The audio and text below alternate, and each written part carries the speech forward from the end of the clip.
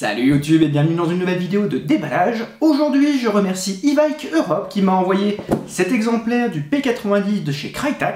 Et je les remercie vraiment beaucoup parce que je suis très satisfait de posséder enfin cette réplique.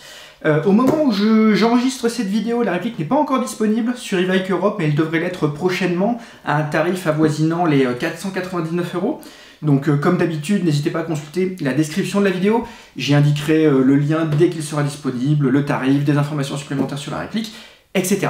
Salut, je suis le Cancep du futur et je suis en train d'éditer la vidéo que vous êtes en train de regarder. Entre temps, Evike Europe est revenu vers moi pour me prévenir qu'ils ont intégré un code de réduction à mon nom, Cancep15, je vais le marquer quelque part sur l'écran. Ce code de réduction vous donne 15% de réduction avant l'application des frais de port, donc voilà, n'hésitez pas à vous en servir. On va tout de suite commencer la vidéo en regardant ce qu'il y a à l'intérieur de la boîte. Alors, donc là, normalement c'est là que devrait être la documentation, mais en fait, mon sachet est fendu sur le bas, donc tout glisse à chaque fois évidemment, mais tout est bien là. Nous avons un papier en rapport avec la garantie, là on a le manuel qui est assez détaillé pour le coup, c'est assez sympa. Et sous la protection en mousse, nous avons la réplique. Donc, la réplique bien sûr, ici... Nous avons un outil en métal qui permet de régler le front sight, on en parlera tout à l'heure. Ici nous avons, si j'arrive à le sortir, un adaptateur en mini Tamiya puisque la réplique est câblée en DINS d'origine. Et là nous avons une tigette de nettoyage / débourrage. Alors le P90, j'ai pas très souvent l'occasion d'en parler sur ma chaîne YouTube, donc là je vais me faire un petit peu plaisir en parlant un petit peu du vrai je pense. Si ça vous intéresse pas, ce que je peux comprendre, n'hésitez pas à consulter la description, il y a un sommaire, ça vous permettra d'accéder directement à la partie de la vidéo qui vous intéressera le plus. Donc le P90, on peut déjà parler de son apparition dans la fiction, et là évidemment la première chose qui me vient en tête c'est Stargate SG-1, c'est sans doute l'arme dont la présence est la plus emblématique dans cette série. La première chose qui me vient en tête, c'est cette fameuse scène de je ne sais plus quel épisode, où Samantha Carter et Jack O'Neill expliquent au Jaffa en quoi le P90 est une arme supérieure par rapport à la lance-serpent utilisée par les Jaffa.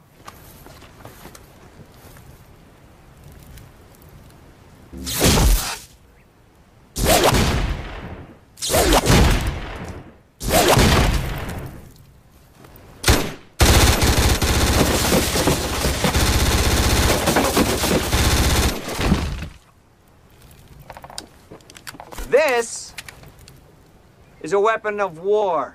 It's made to kill your enemy. Après le P90, il n'est pas apparu que dans Stargate. Je pense également à Counter-Strike, qui est une grosse partie de mon adolescence. Et alors, en vrai, je trouve que toutes les armes de Counter-Strike sont assez cultes, mais le P90, ça faisait vraiment partie des armes que j'appréciais le plus. Comme on avait un très gros chargeur, c'était, je trouve, un gros avantage par rapport à la plupart des autres armes qui étaient limitées à 30 coups. Et c'était vraiment une de mes armes préférées quand j'étais ado et que je jouais à Counter-Strike. Et donc là, je parlais de mon adolescence, mais on peut même parler de mon enfance, puisque le P90 apparaissait dans GoldenEye 64. Et à l'époque, il apparaissait sous le nom de RCP-90, il avait un improbable chargeur de 80 coups, je crois, et son apparence était invraisemblable, c'était une espèce de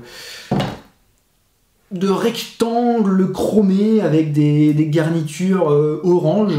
Donc c'était le début de la 3D, hein, je pense qu'on peut leur pardonner, mais toujours est-il que même dans ce jeu de mon enfance, le P90 était déjà là. Et donc le P90, bien sûr, ce n'est pas qu'une arme apparue dans la fiction, c'est aussi une véritable arme qui a connu un important succès commercial. Et il y a beaucoup de choses intéressantes à dire à propos du vrai P90, parce que je pense qu'il y a une espèce de dichotomie entre le P90, la légende, et le P90, la triste réalité qui, en comparaison, n'est pas si épique que ça. On va commencer par parler de la légende, parce que je pense que c'est le plus simple. La légende, c'est que le P90, et surtout sa munition, le 5,7 par 28, oui c'est marqué là, donc l'arme et la munition ont été créées suite à une requête de l'OTAN pour un nouveau concept de PDW. PDW, donc ça veut dire Personal Defense Weapon, et l'idée d'un PDW, c'est de fournir une arme au personnel militaire non combattant, donc pensez un cuistot, un chauffeur de véhicule, un servant d'artillerie, enfin voilà, quelqu'un dont le métier n'est pas directement de se battre avec une arme à feu.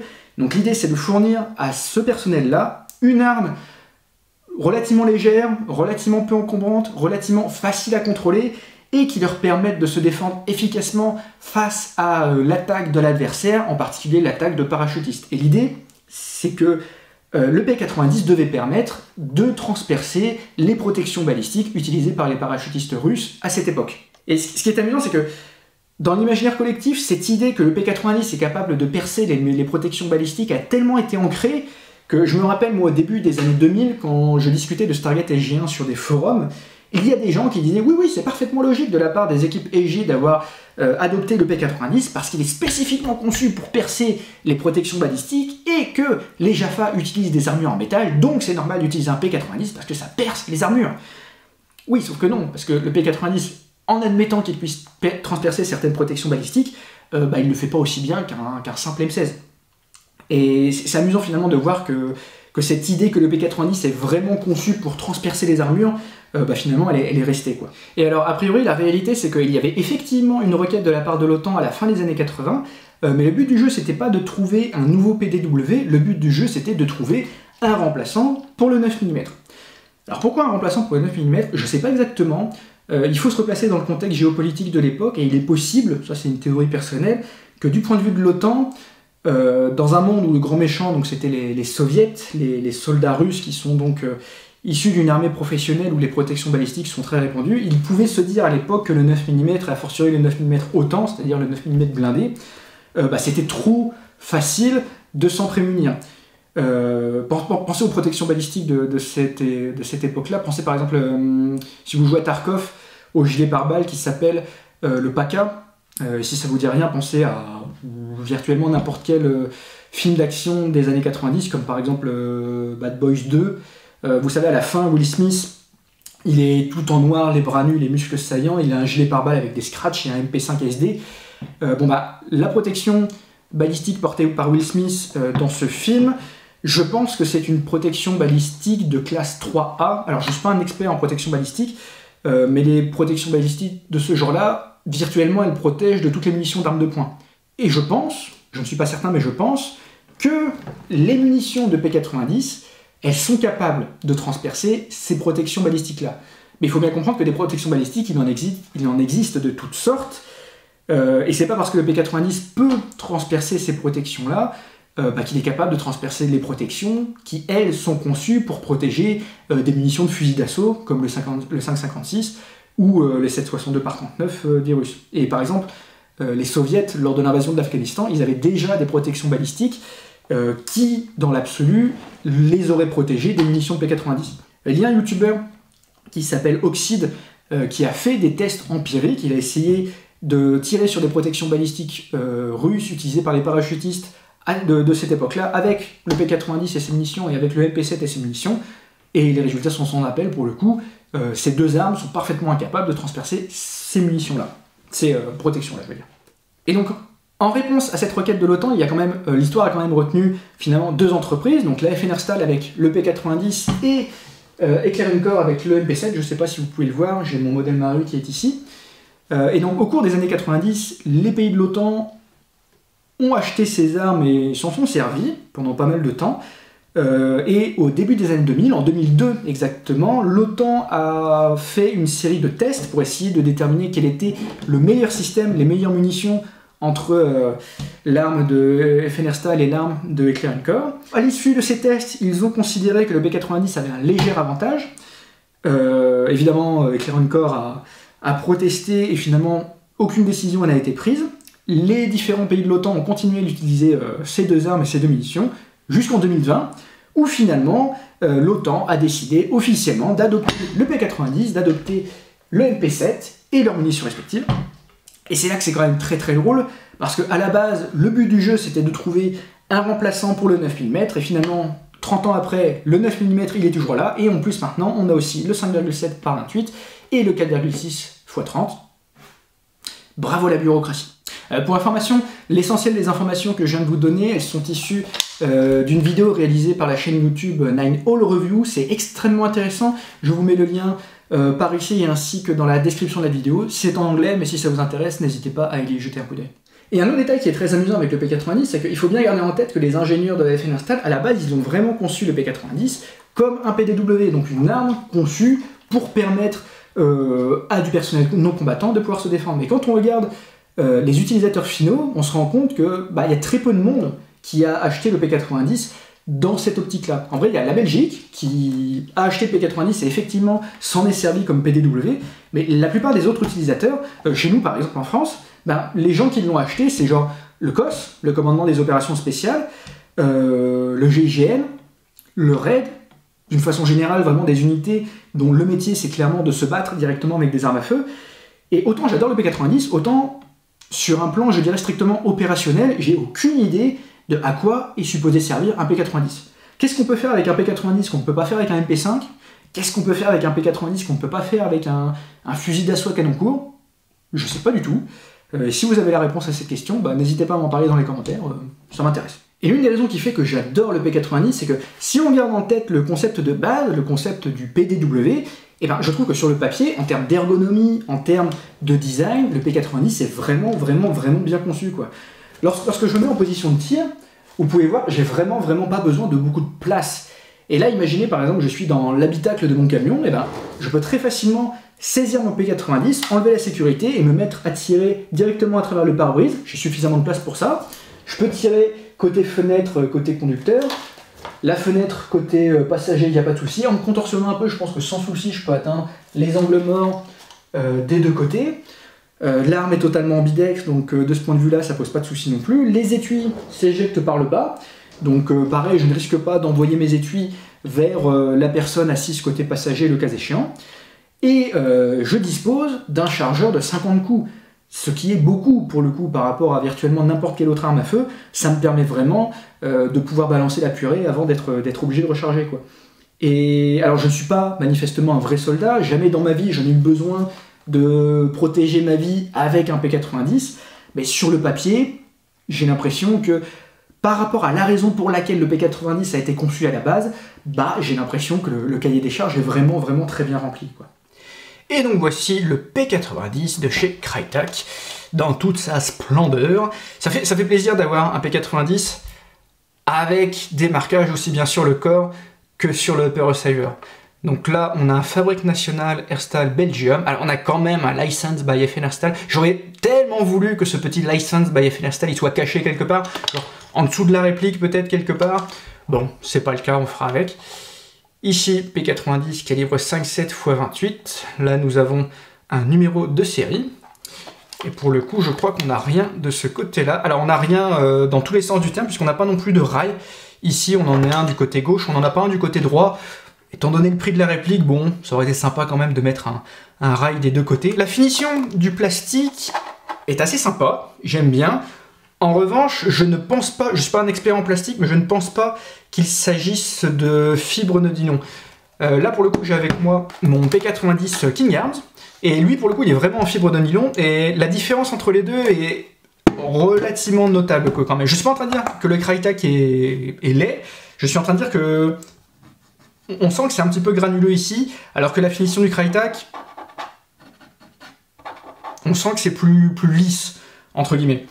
Alors je ne sais pas lequel est le plus réaliste, mais disons qu'en termes d'esthétique pure, je pense que le corps du King Arms est peut-être un tout petit peu plus qualitatif, mais rien qu'avec les marquages, je préfère quand même le modèle Crytek pour le coup. On notera ici, normalement ici c'est le port d'éjection, donc c'est par là que les étuis sont éjectés sur un vrai. Là on n'a vraiment aucun effort, on va dire, qui est fait en matière de réalisme, mais bon, c'est pas vraiment un endroit qu'on a sous les yeux. On peut constater qu'il y a un Made in Taiwan.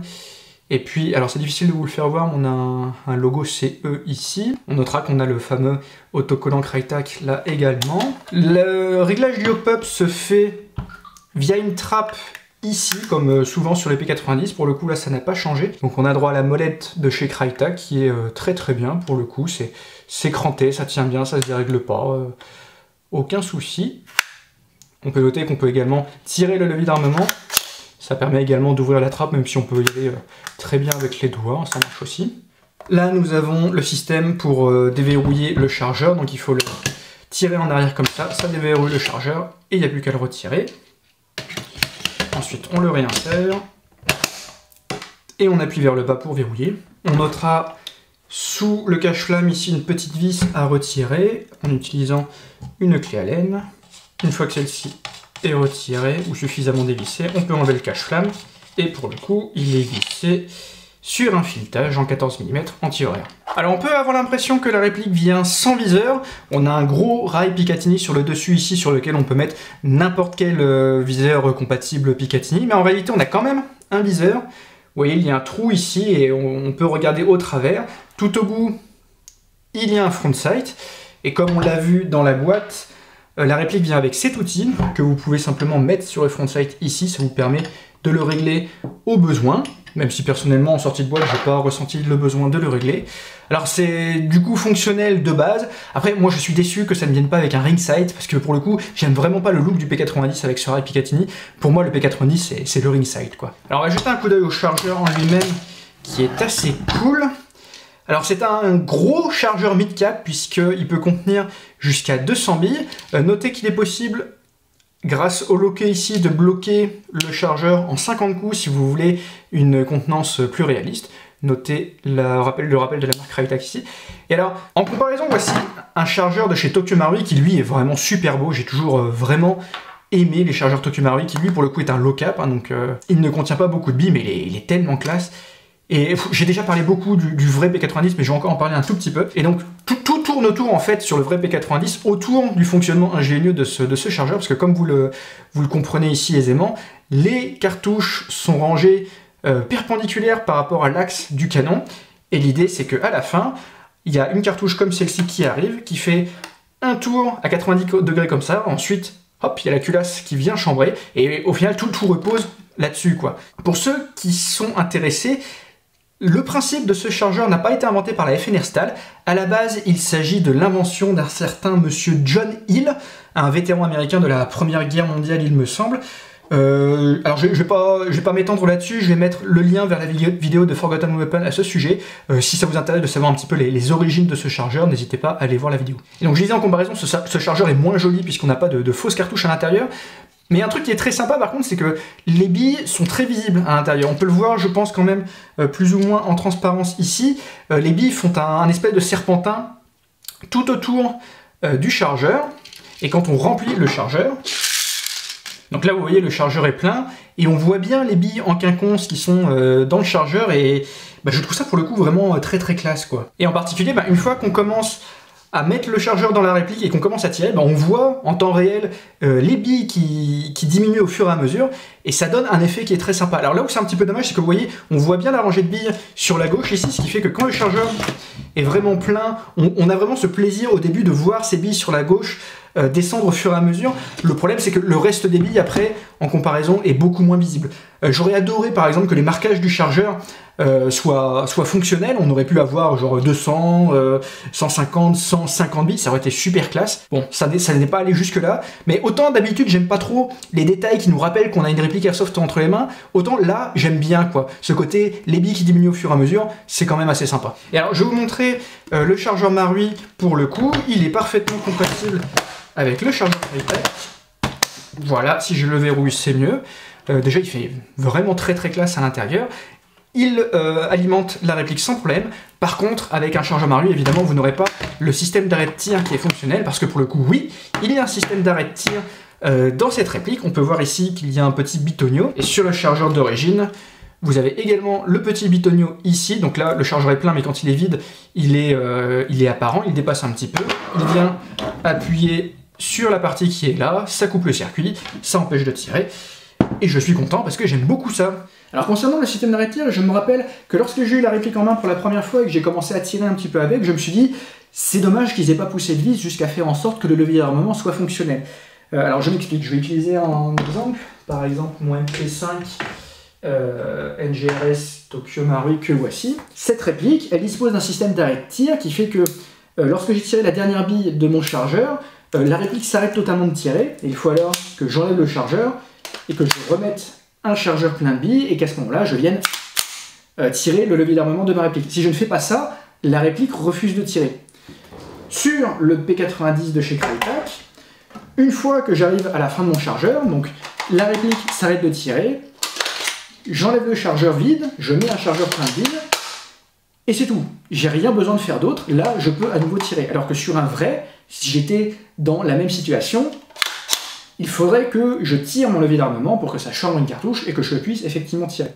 Et en vrai, je me suis dit, mais est-ce que j'ai vraiment besoin que mécaniquement ou électroniquement, la réplique ait besoin qu'on tire le levier d'armement? Parce que, au final, rien ne m'empêche, en tant qu'utilisateur, de venir faire semblant, tout simplement. Une fois que j'ai changé mon chargeur, je peux, moi, venir tirer mon levier d'armement, et même si ça ne change rien sur le plan mécanique, même si ça ne change rien sur le plan électronique, est-ce que finalement, pour mon expérience à moi, est-ce que ça change vraiment quelque chose? Voilà, c'est une réflexion que je me suis faite. N'hésitez pas à me dire ce que vous en pensez dans les commentaires.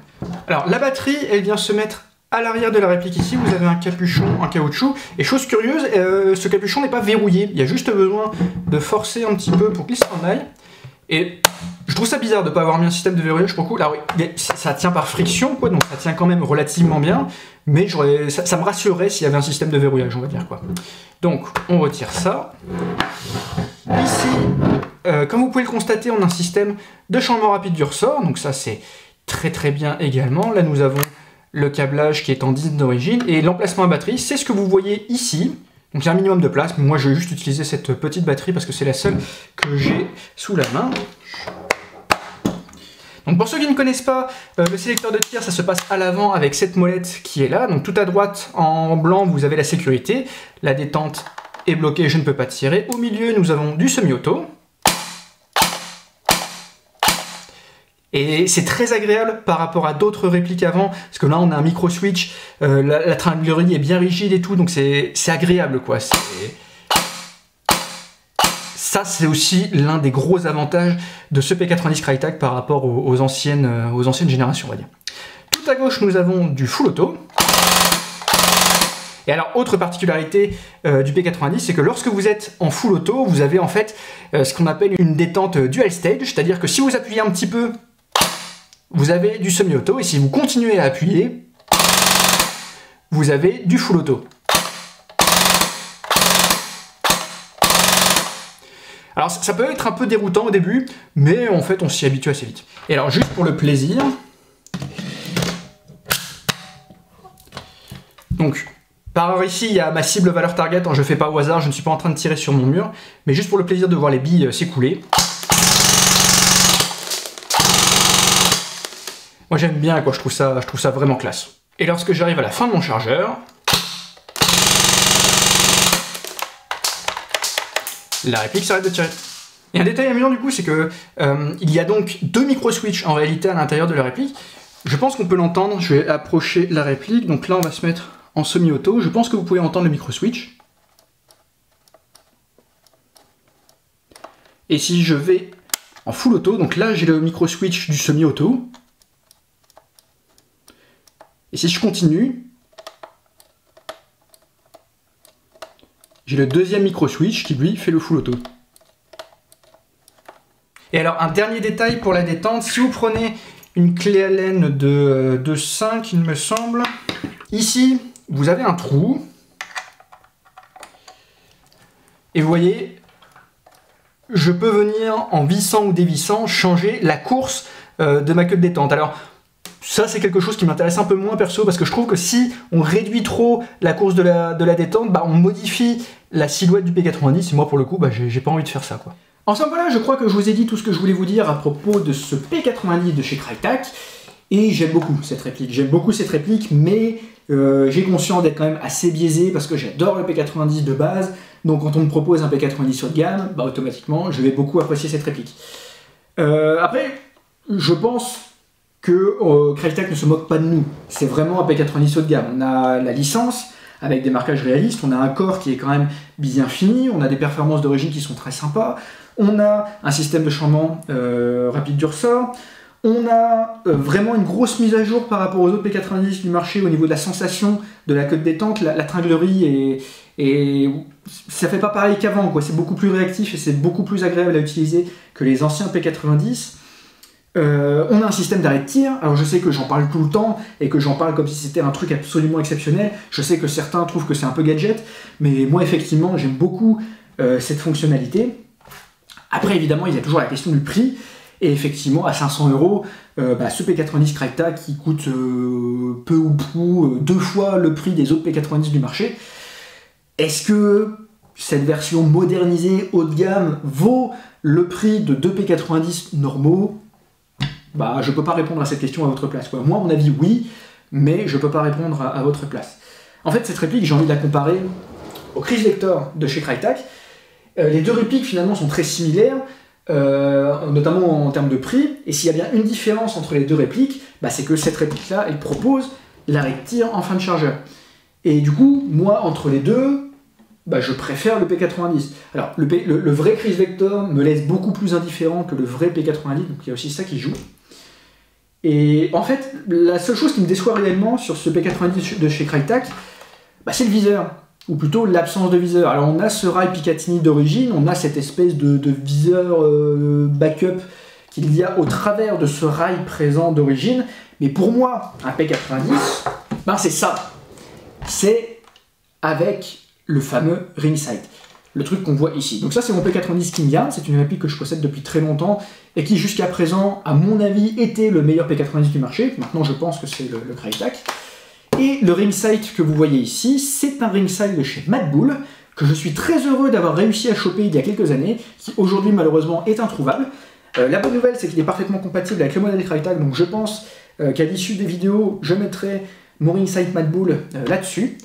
Mais là où je suis un peu déçu, bah, c'est que les fabricants par contre ne se bousculent pas au portillon pour nous proposer des répliques du ring sight du P90.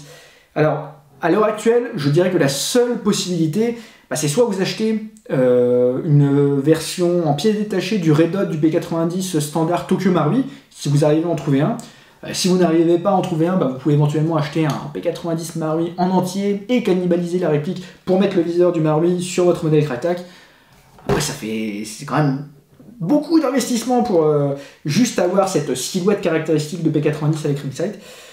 Et voilà, j'aurais bien aimé, quoi. Je trouve ça dommage que on a beaucoup de monde à l'heure actuelle qui fait des P90, mais on a très peu de monde qui fait des ring sight.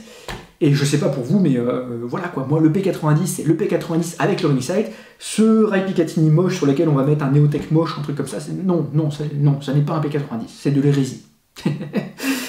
Enfin voilà. N'hésitez pas à me dire ce que vous en pensez du P90 Crytek, parce que je me rappelle qu'à l'époque de sa sortie, il y avait eu des réactions quand même assez mitigées. Donc n'hésitez pas voilà, à me donner votre avis. Moi je vous dis à la prochaine fois pour la vidéo de tir du P90 Crytek. Et d'ici là, portez-vous bien. Salut!